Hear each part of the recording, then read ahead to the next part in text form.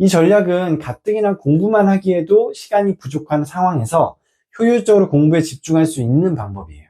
그리고 복잡한 입시 제도 속에서 나의 길을 찾아 선명하게 공부하는 방법이기도 하죠. 역전을 꿈꾸는 대다수 중하위권 학생들에게는 필수적인 전략이 되겠습니다. 네, 반갑습니다. 스스로 답을 찾는 수학공부법의 저자 대치동 진우쌤입니다. 수시 모집, 학생부 종합전형, 학생부 교과전형, 논술전형, 특기자 전형, 정시 모집까지 대학에 들어가는 방법은 다양합니다.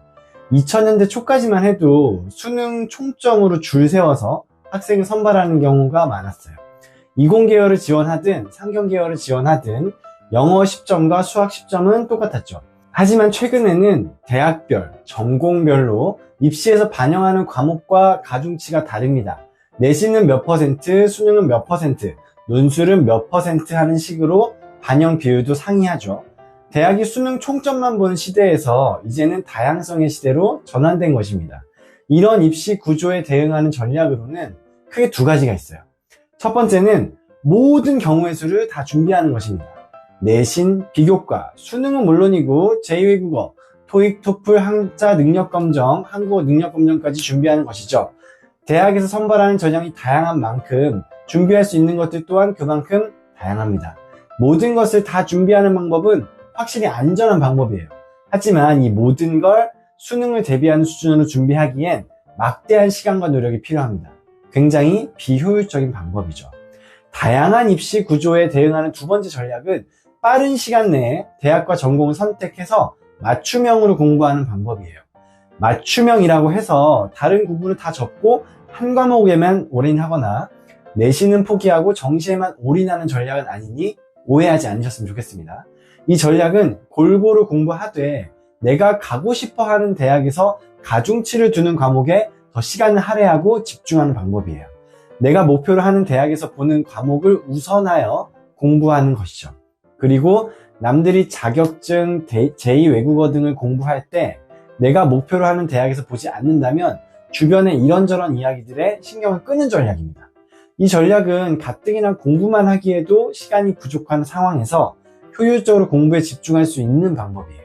그리고 복잡한 입시 제도 속에서 나의 길을 찾아 선명하게 공부하는 방법이기도 하죠. 역전을 꿈꾸는 대다수 중하위권 학생들에게는 필수적인 전략이 되겠습니다. 예전에는 대학과 전공을 수능 시험이 끝나면 받은 점수에 맞춰 정했어요. 학생의 성향, 추구하는 가치, 좋아하는 것을 반영하기보다는 받아놓은 점수에 맞춰 되는 대로 선택하는 경우가 많았죠. 고3 담임을 10년 넘게 한 학교 선생님도, 노량진 재수전문학원의 노련한 선생님도 학생이 받은 수능 성적을 가지고 배치표에서 네가 받은 점수는 몇 점이니까 갈 수 있는 대학은 여기쯤 되네 라고 찍는 방법이 유일했어요. 이 방법은 제가 입시를 준비할 때나 지금이나 변하지 않고 있는 것 같아요. 이럴 거면 컨설팅을 왜 하는지 모르겠어요. 배치표 던져주고 알아서 하라고 하면 될 일 아닌가요? 입시 컨설팅은 수능 시험이 끝나고 할 것이 아니라 컨설팅을 하려면 고1, 고2 때 해야 한다고 생각합니다. 진로 컨설팅은 빠르면 빠를수록 좋겠죠. 이른 시기에 목표 대학과 전공을 정해놓고 목표에 맞춰서 공부하는 것이 바람직합니다. 대학과 전공을 미리 정하는 것도 수학과 영어를 공부하는 것 이상으로 중요한 교과목이라고 생각해야 합니다. 입시 전략을 세우려면 목표로 하는 대학과 전공을 정해야 합니다. 많고 많은 전공 중에 왜 그 전공을 선택했는지는 이유가 있죠. 바로 직업과 연결되기 때문입니다. 명확한 꿈이 있다면 가장 좋습니다. 하지만 그렇지 않을 경우에는 내가 원하는 직업을 고르려고 하면 막연할 수 있어요. 이럴 때는 자기 자신이 좋아하는 것, 상상만 해도 가슴 뛰는 것이 무엇인지 생각해 봐야 합니다. 내가 좋아하는 것으로 어떻게 하면 돈을 벌 수 있을까? 어떤 직업이 있을까? 라고 생각하고 찾아봐야 합니다. 이런 과정은 입시 전략뿐만 아니라 청소년의 인생을 설계하는 데에도 도움이 됩니다. 사람이라면 누구나 행복해지고 싶다는 생각을 해요. 인생의 목적은 행복 추구라고 해도 과언이 아닐 겁니다. 행복은 감정의 문제이자 기분의 문제거든요. 하루 종일 밥을 못 먹고 굶다가 밥을 먹었을 때, 몇 주간 시험 공부를 하다가 시험이 끝났을 때 우리는 행복하다는 감정을 느낍니다. 또는 사랑하는 대상에 대한 관심으로 가슴이 설레거나 스스로에 대한 자부심을 충만할 때 행복하다는 감정을 느끼죠. 이렇게 행복감과 쾌감을 지속시켜 줄 수 있는 일을 찾아서 직업으로 선택해야 돼요. 저 같은 경우에는 많은 사람 앞에서 발표하고 진행하고 주목받는 일에 쾌감을 느껴요. 그리고 제가 지도한 학생이 성적 향상을 이뤄내서 감사하다고 이야기해 줄 때 아주 큰 행복감을 느낍니다. 그리고 열심히 한 만큼 성과와 보상이 뒤따라오는 것을 좋아하고요. 그래서 수학 강사라는 직업을 선택했죠. 성인이 되어 직업을 가지게 되면 직장에서 보내는 시간은 가족들과 보내는 시간보다 훨씬 많아지죠. 평일에는 하루 중 가장 오랜 시간을 보내는 곳이 바로 직장이고, 그곳에서 내가 하는 일이 직업입니다. 내가 좋아하는 일을 하면서 돈도 벌 수 있는 일이 내 직업이라면 얼마나 좋을까요? 내가 추구하는 가치는 무엇인가?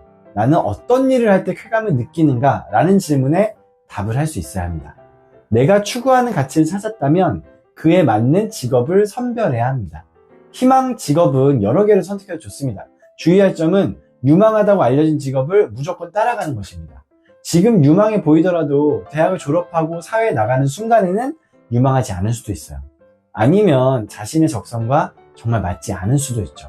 의사가 고수익의 전문직이라고 해서 의대에 갔더라도 손에 피를 묻히거나 하루 종일 아픈 사람만 상대하는 일이 너무나도 힘들 수도 있는 일인 것입니다. 내가 잘하는 일을 선택하기보다는 좋아하는 일을 선택하길 바랍니다. 지금 잘하는 일이 나중에도 잘하는 법은 없겠죠.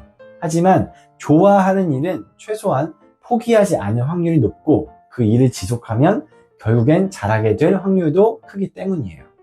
수학을 잘 못한다고 수학이 싫어서 이과를 피하는 일은 없길 바랄게요. 좋아하는 일과 관련된 직업이 이과에 있다면 하고 싶은 일을 하기 위해 정면 돌파하는 것이 맞습니다.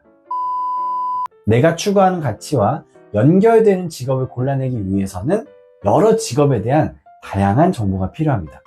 인터넷에서 정보를 얻어도 좋고, 주변 사람, 예를 들면 부모님이나 부모님의 지인, 친구 부모님 등에게 직간접적인 정보를 구해도 좋아요. 워크넷이라는 사이트에는 800가지가 넘는 우리나라의 대표 직업에 대한 정보가 소개되어 있다고 합니다.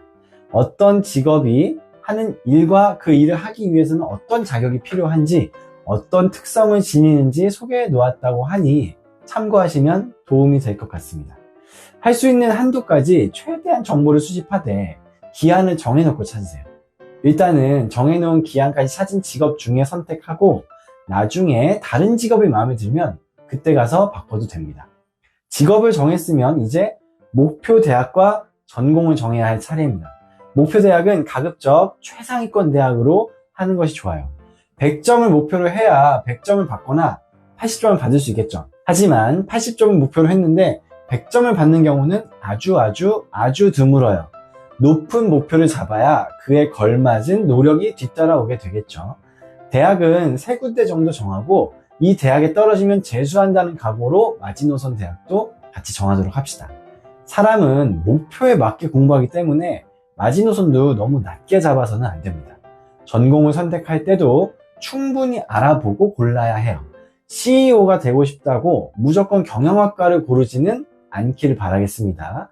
2019년 코스닥 협회의 코스닥 상장법인 경영인 현황을 살펴보면 1331개 회사 중에서 CEO들의 전공 계열은 이공 계열이 45.4%로 가장 높았어요.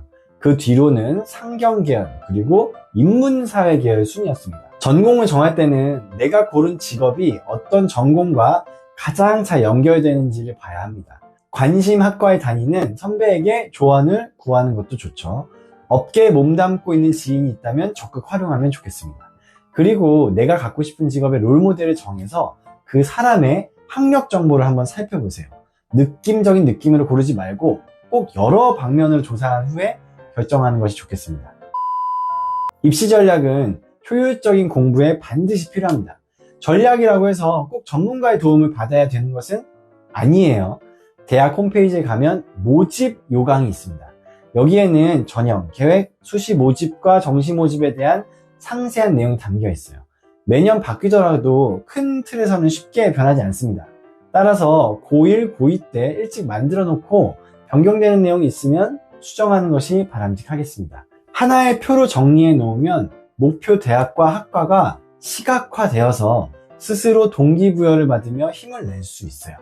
이렇게 추구하는 가치와 직업을 정하고 각 대학의 전공과 입시 전형을 모으면 나만의 맞춤 입시 로드맵이 완성됩니다. 입시 로드맵을 작성하는 일은 직접적인 공부가 아니라고 해서 절대로 필요 없는 시간 투자가 아니에요. 효율적인 공부를 위해 반드시 필요한 과정입니다. 자신이 추구하는 가치를 바탕으로 직업을 선택하고 직업에 알맞은 전공을 선택해서 입시 로드맵을 그리는 과정은 여러분의 대학 입시를 가시밭길이 아닌 꽃길로 안내할 것입니다. 오늘 말씀드린 내용을 요약하면 이렇습니다. 복잡한 입시 구조에 대응하는 전략으로 대학과 전공을 선택해서 맞춤형으로 공부하자. 이 전략은 골고루 공부하되 내가 가고 싶어하는 대학에서 가중치를 두는 과목에 더 시간을 할애하고 집중하는 방법이라고 말씀드렸죠. 이후에 입시 로드맵을 작성해보자. 꿈, 좋아하는 것, 추구하는 가치를 바탕으로 직업을 선택하고 직업에 맞는 대학과 전공을 선택합니다. 그럼 그에 맞는 입시 전략을 세우면 나만의 맞춤 입시 로드맵이 완성됩니다. 입시 전략은 뭐 대단한 것이 아니고 내가 원하는 대학과 전공의 입시 전형을 모으는 일입니다. 이것을 한 장의 표로 정리하면 목표 대학과 학과가 시각화되어서 볼 때마다 스스로 동기부여를 받을 수 있습니다. 오늘 영상이 도움이 되셨다면 구독 버튼 클릭 부탁드립니다. 앞으로 더 양질의 정보를 담은 영상으로 찾아뵙겠습니다. 감사합니다.